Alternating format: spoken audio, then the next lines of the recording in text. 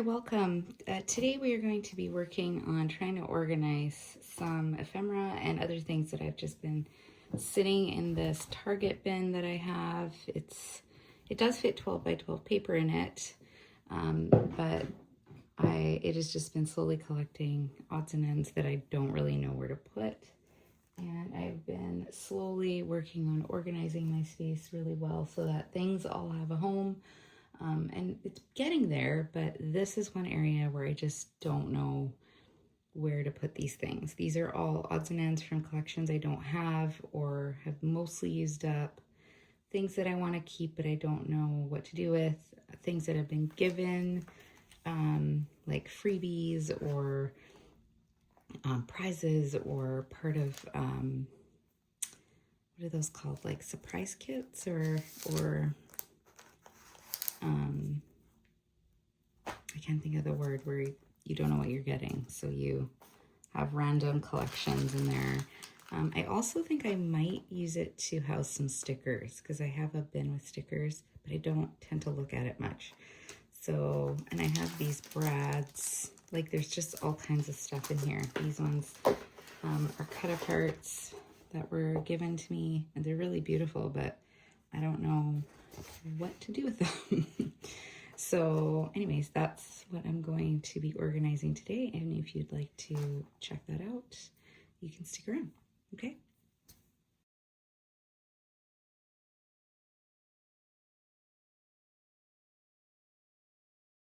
All right, so I was inspired by Tina, and I will leave a link of her channel below.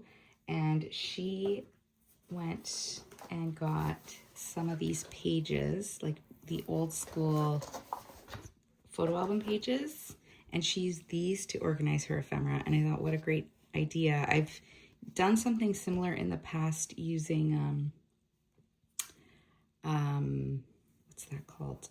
Just my photos, but also cards. So when I didn't know what to do with things like invitations, Christmas cards and stuff, I had a whole photo album full of that. I still have that, but I am currently moving them into more traditional scrapbook pages because then I can scrap them as well, which I'm enjoying. So these I am going to be putting my ephemera in. So I bought mine. She bought hers individually without a binder on Amazon, I believe. I actually bought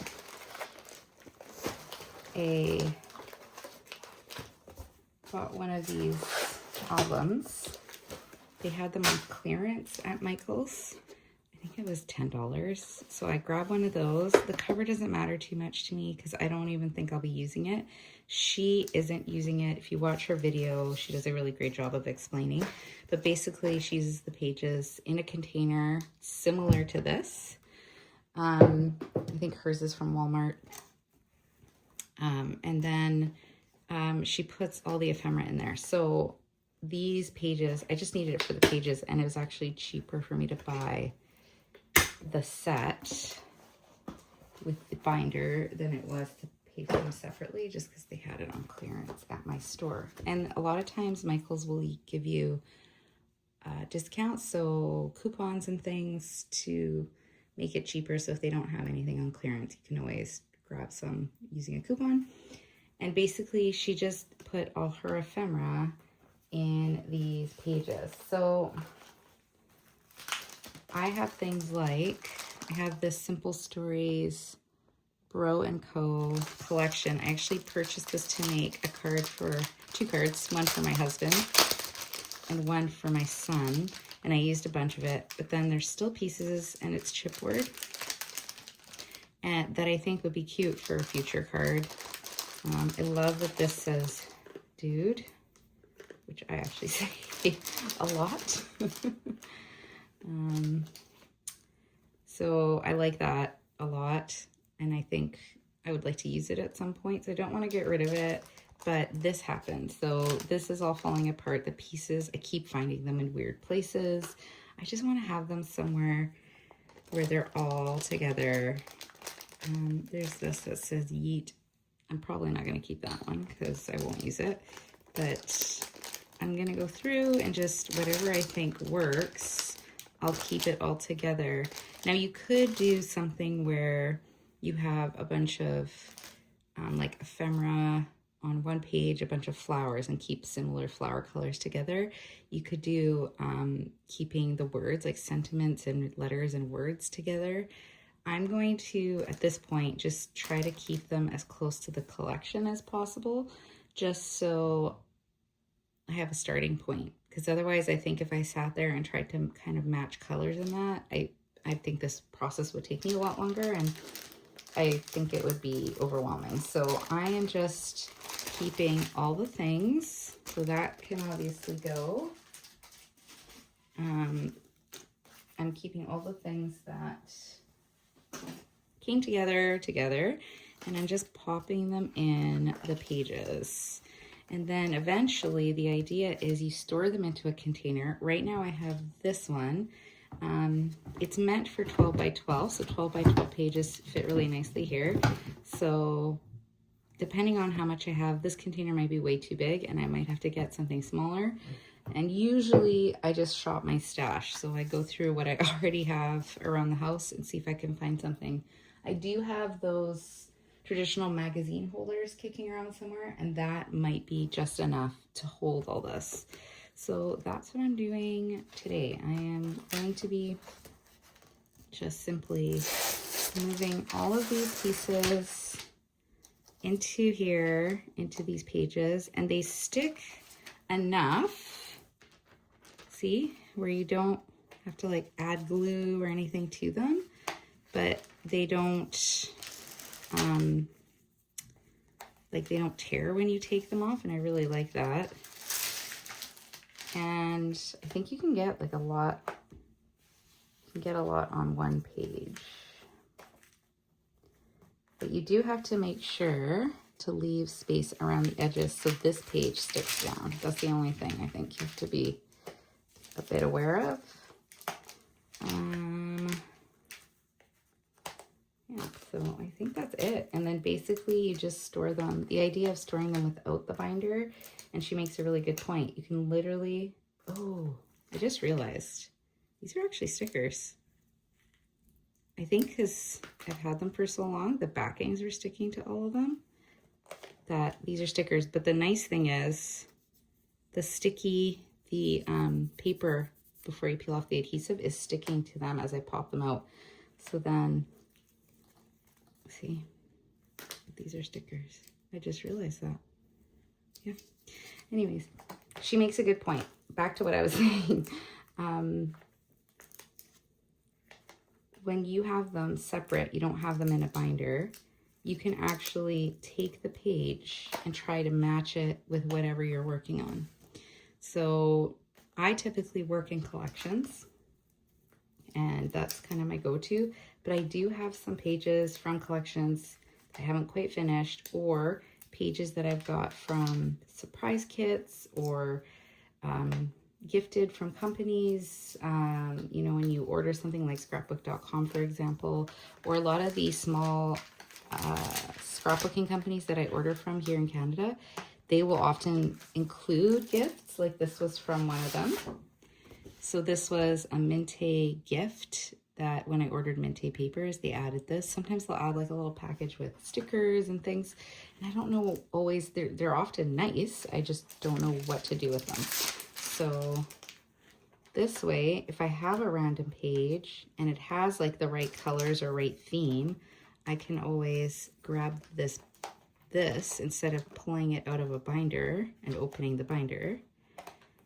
I can just grab the page from my container and then use it and try to compare it and then put it back when I'm done. And I am definitely about the path of least resistance. If I want to keep something as tidy as possible, it needs to be super, super easy.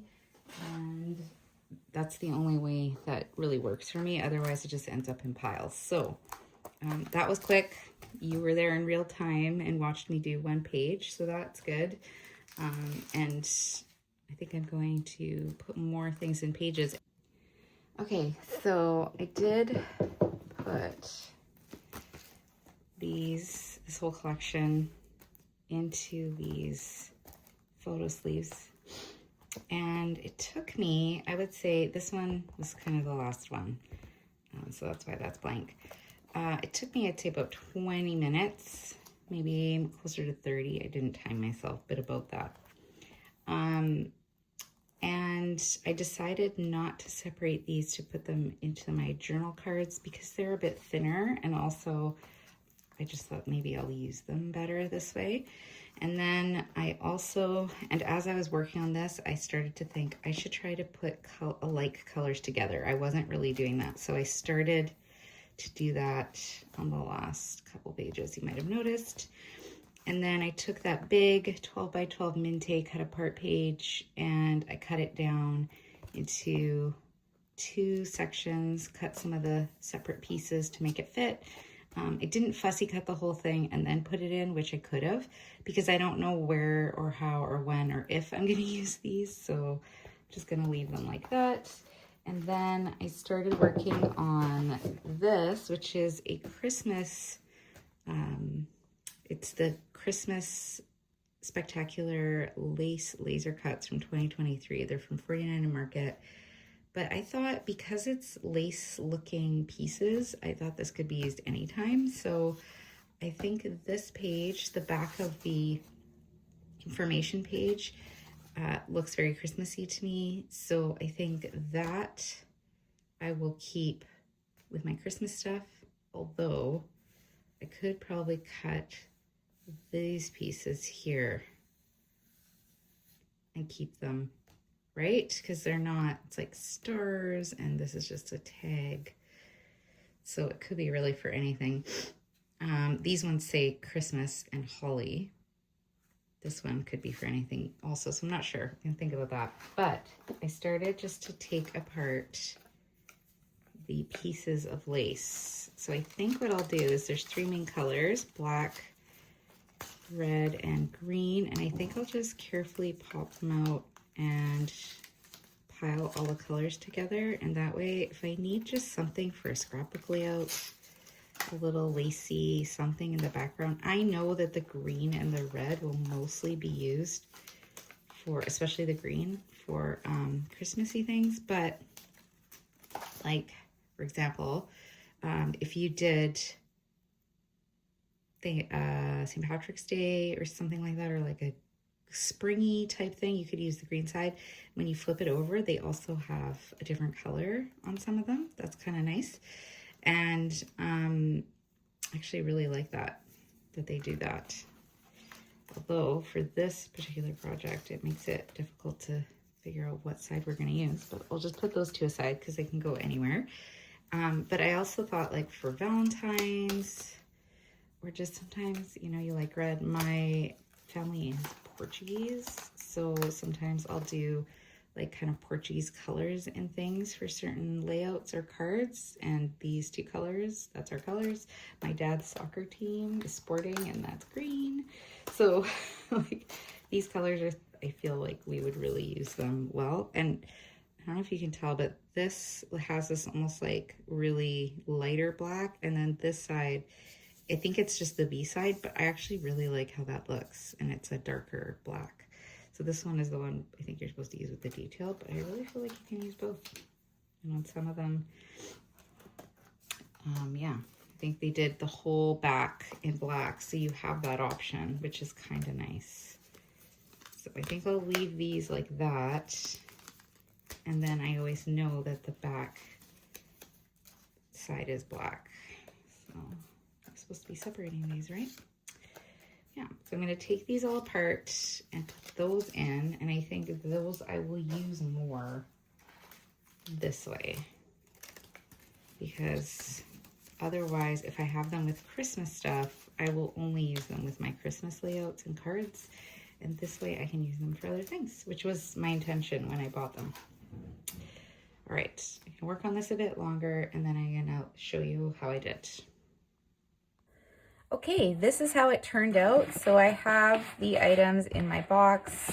I have the part from the 49 Market lace pieces sticking out. I didn't want to cut them in case I use them for a layout.